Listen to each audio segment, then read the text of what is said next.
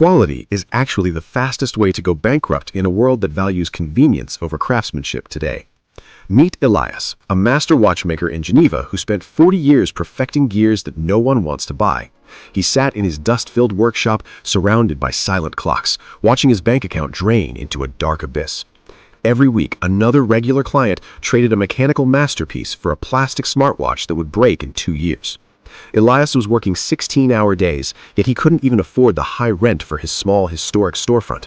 The truth is, he was selling a product in an era where people only care about the digital status. Just as he was about to lock his doors forever, a woman walked in with a different perspective.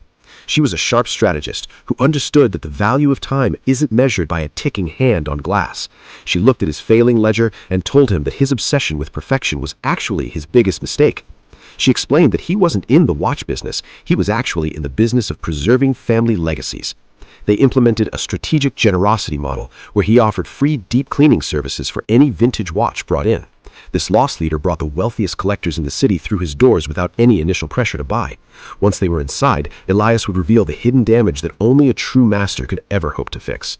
Instead of selling a one-time repair, he sold a century subscription that guaranteed the watch for 3 generations.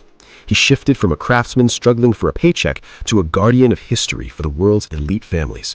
The business didn't just survive, it became an exclusive club where entry was reserved for those who valued permanence.